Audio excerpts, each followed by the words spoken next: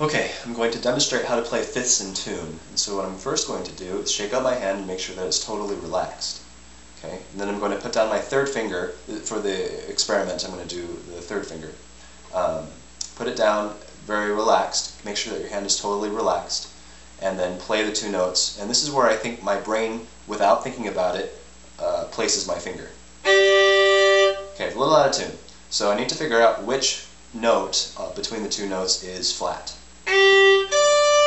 Okay, it sounds like the bottom note is the one that's flat, and so your finger has the most amount of flesh on the tip of your finger, and adding more flesh to the string will increase the pitch as long as you put it more towards your bridge. So what I'm going to do when I place my finger down is figure out, okay, how am I going to get more of my finger flesh on the D string to raise that pitch? And so what I probably need to do is tilt my finger over.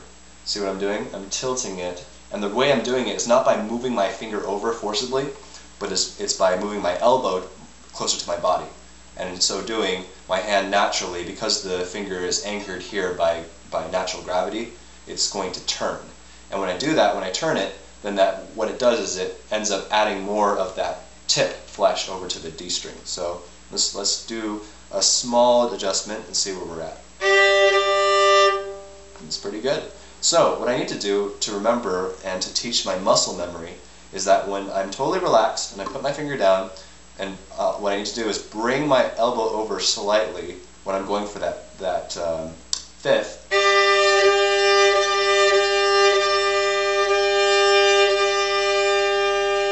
Okay, and that's about where I'm going to get it. Now, it's going to vary each time you put your fingers down depending on where you land.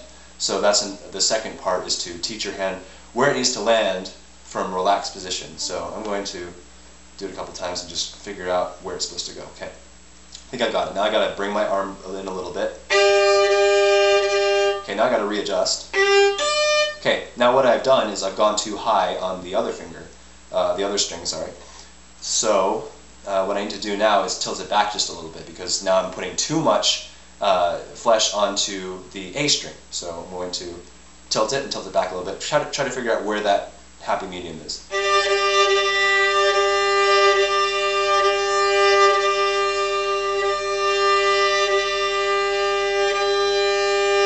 Okay, so after a little bit of trying, I found out that that's about the position I need to be in.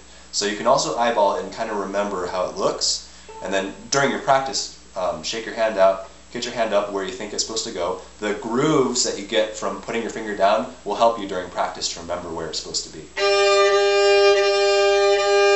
Okay, so that's pretty good. So the same thing will apply then for your other fingers. The trickiest one is your pinky, and I'm not going to demonstrate that one because I haven't quite gotten it right yet. But the other fingers, my hand remembers when I put it down that it has to go forward a little bit. And it's mostly, this one is just in my hand. It's just a very small gesture. So I put it down, move it forward a little bit, and I got it. So I need to work on my third finger a little bit more, and you probably should too.